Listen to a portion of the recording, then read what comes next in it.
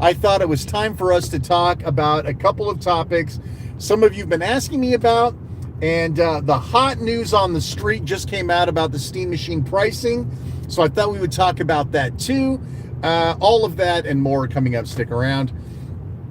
So let's talk first about Steam Machine, right? I know a lot of you are tuning in to see what I know about the Steam Machine. Here's the deal. The internet is being flooded with a rumor and speculation. Again, this is actually supposedly coming from a realistic source. Who the hell knows? Take everything I'm about to say with a grain of salt. I have been on the $849 bandwagon.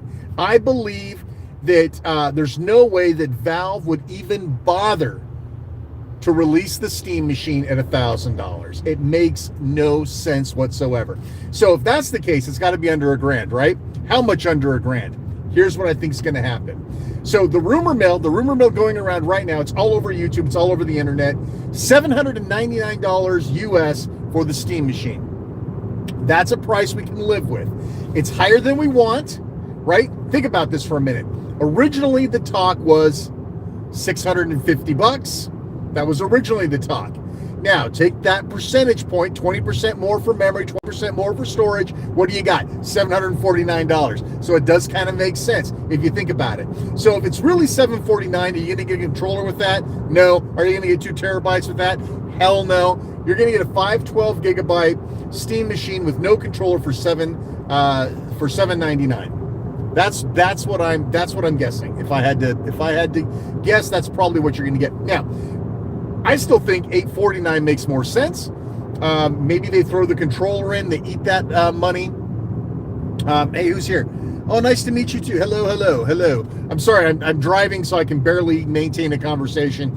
I'll see if I can respond to your comments later. But so that's what the rumor mill, Steam Machine, $799 US. They claim it's with a bundle. I don't think so. I don't think you're going to get a controller for $799, but maybe. Originally the cost was talking about $650. You're talking $150 on top of that for Rampapocalypse, Storage Apocalypse. That makes more sense to me. Throwing in a $100 controller on top of that does not make any sense to me. So there you go. That's the rumor mill. My money says $849. The rumor mill on the internet $799. We'll see who's right. Oh, by the way, supposedly registrations are going to open up, reservations next week. That's what everyone's saying. There's an embargo going through June. So my guess is registration or reservations start next week, and it'll ship in the first week of July. That's all. That's my guess.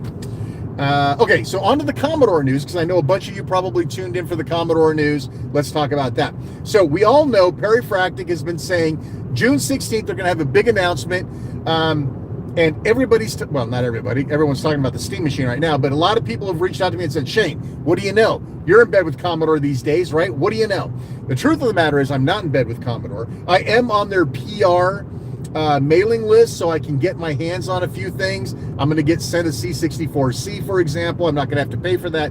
So yeah, am I in bed? Kind of. But really, am I getting any sort of precog knowledge? No. But what do I think it is? So people have asked me, speculate, Shane. What do you think the June 16th announcement is? Now, there's some very interesting things that have happened. In the very recent past. Perifractic met with Michael Badilana from Cloanto, not Escom. Woo! From Cloanto. Cloanto, as you know, Cloanto actually owns the rights to Amiga Kickstart and Workbench. So essentially, Commodore themselves cannot release a new Amiga without having Cloanto on board. So that was very interesting. But Cloanto, by the way, owns other stuff too. They own other Commodore assets.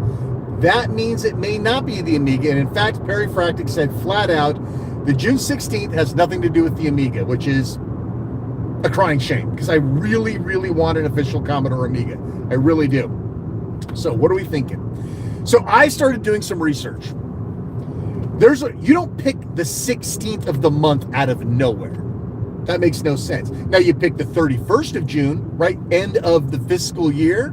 That's a date that makes sense. The 16th of June? Hell no. There's something behind that. There's a secret behind that. So what is it? What makes the 16th the magic number? Okay, so I sent my AI overlords out to scour the internet looking for anything related to Commodore regarding 616. Did something magic happen? Are we at an anniversary? Oh, what could it be? What could it be? What could it be? Oh yeah, the Amiga will come, just not yet. Especially if they're in talks with Cloanto. That's what the Cloanto talks are about. The Cloanto talks, I don't think have anything to do with what's coming up on the 16th. I think the Cloanto bit is securing the rights to the Amiga IP, which is the kickstarts, the workbenches. It's all going to come. Cloanto are good dudes. They're going to work something out. The Amiga's coming. That's not, though, what we're talking about on the 16th. What do you think it is? Okay, so let me tell you what it is.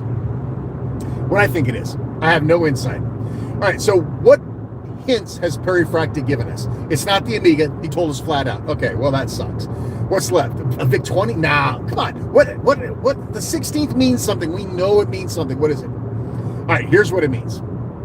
They talked about this is part of the future of Commodore, not the past, right?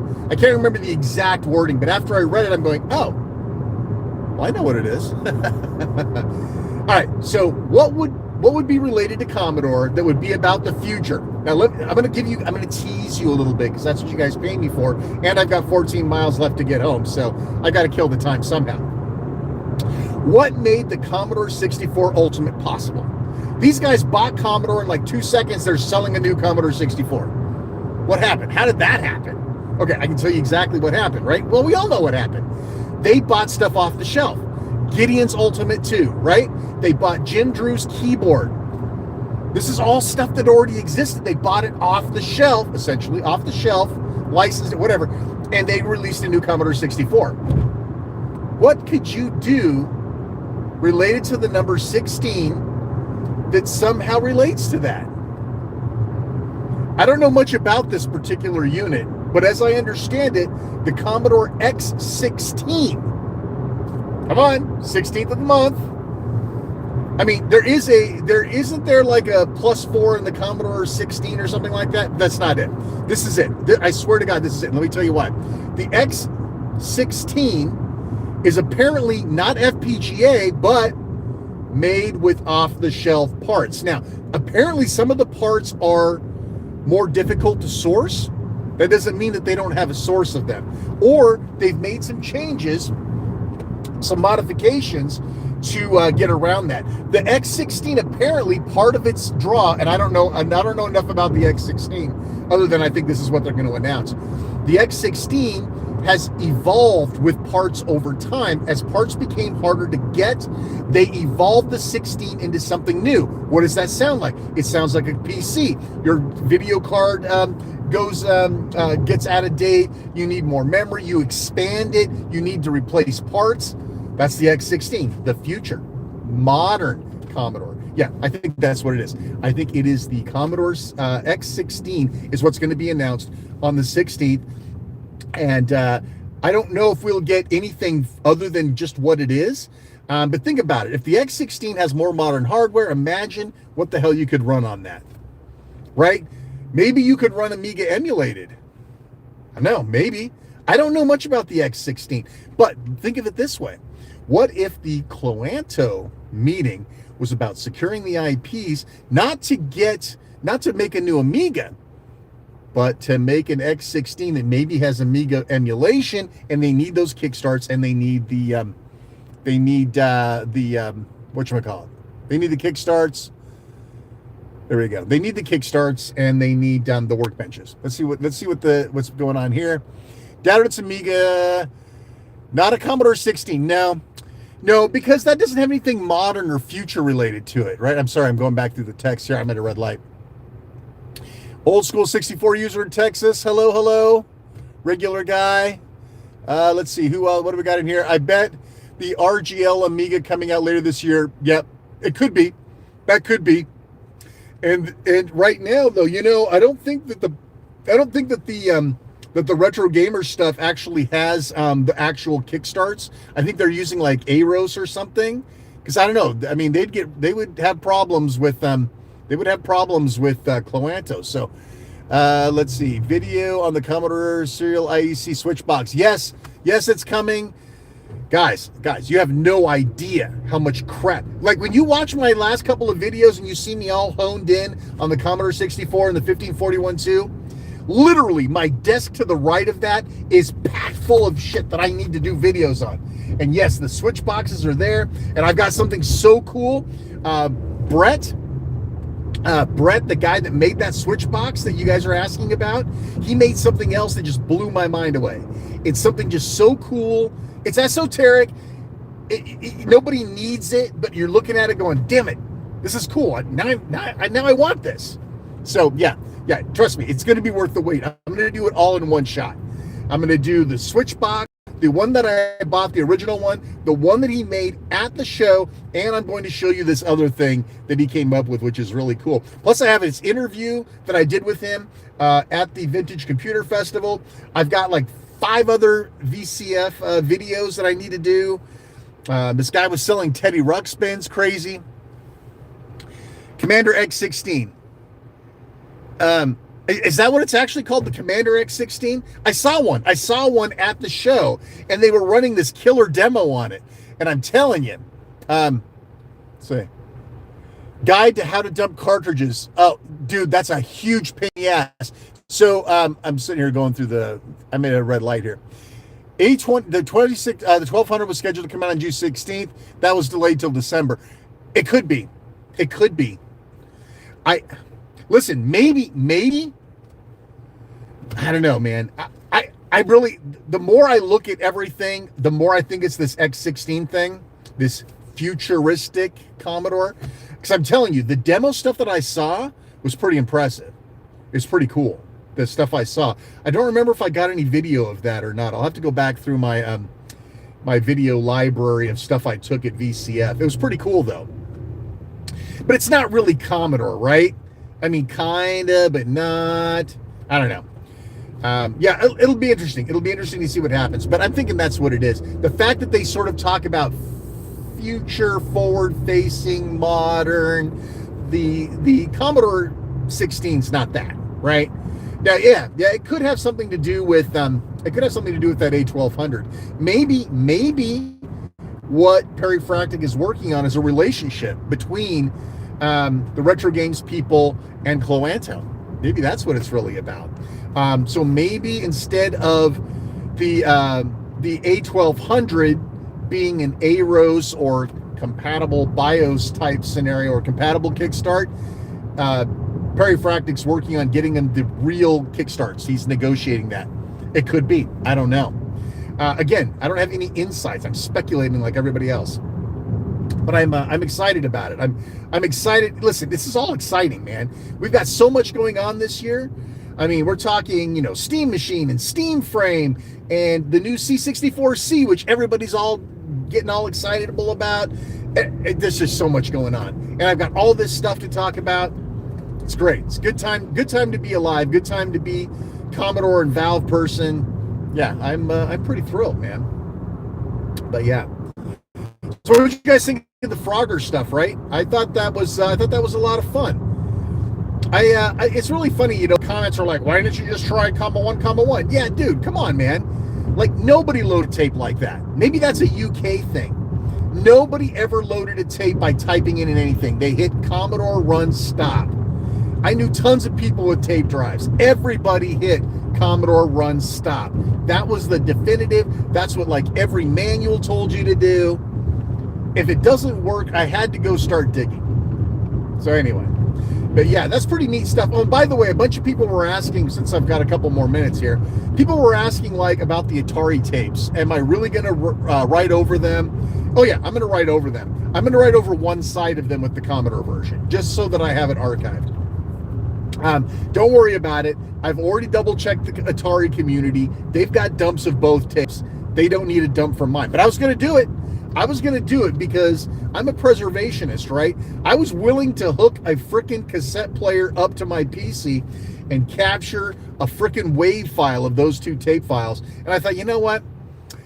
maybe I better go double check and make sure that the community doesn't already have it. So it turns out they've already got it. I don't know, man. The Atari guys seem to have their crap together a little more than the Commodore guys in terms of tape dumps.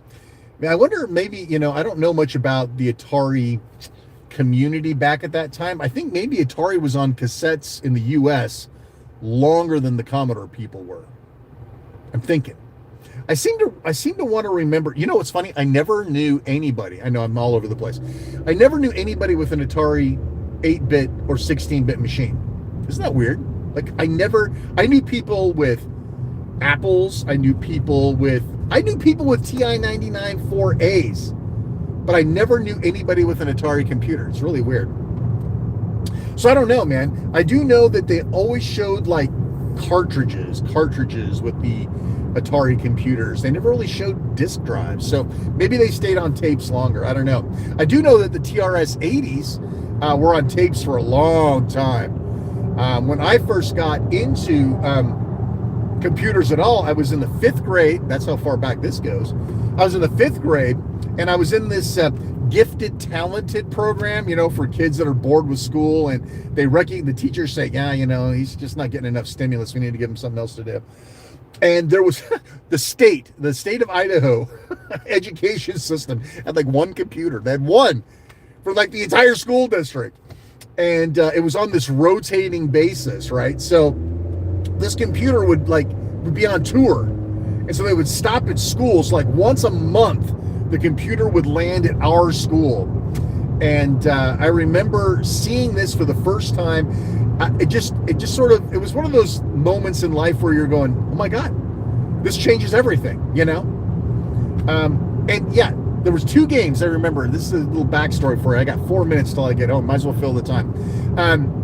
There were 2 games that we played on the TRS-80 Model 3, 16 kilobytes of memory. That's unbelievable. And a tape drive. One was Star Trek. And boy, that game kicked ass. That was a great game. They even had little animations. If you've never seen a TRS-80 Model 3, go look it up. It'll blow your mind how they could do an animated sort of attack sequence in Star Trek. But yeah, it was one of those standard deals like the Star Trek I've been talking about recently on the channel. The universe is it has Klingons, and there's X number of Klingons. You have Y number of star bases, and you only have Z number of days to wipe them all out, or they'll take over the universe. Yada yada yada. It's the same Star Trek game you've seen a million times. But this was the first. I mean, dude. What was I? I was 5th grade. So how old was I? 11, 12. That would have been, if I was born in 69, 79, so maybe 79, 1979-ish, 1980 maybe. That Star Trek game kicked ass. It looked great. It was tons of fun. And there was another game, I don't remember the name of it. Maybe one of my listeners knows. It was a text adventure.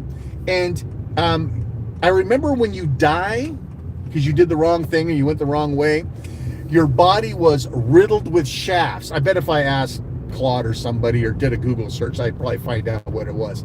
But that's what would happen. Every time you did something wrong, your body was riddled with shafts. Arrows, not other stuff. Yeah, so that was the other game that we played. Those were the 2 games that were always on tour with that. And I remember spending hours playing that freaking stupid C6 or the Star Trek game. Not Trek 64, just Star Trek. Yeah, what a great time. That big old red power reset button. Good stuff.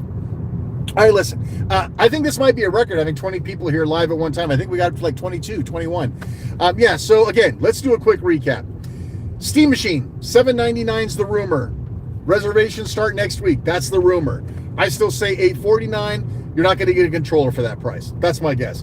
Commodore news. For those of you who just tuned in, Commodore news, what's going to be June 16th? My guess is the Commander X16. That's what I think is going to be. The X16 is the future machine that Commodore is touting. We'll see. All right, that's it for me. Thanks so much for watching. I appreciate everybody who joined me live. This has been a lot of fun. Thanks so much for watching. Take care. We'll see you next time.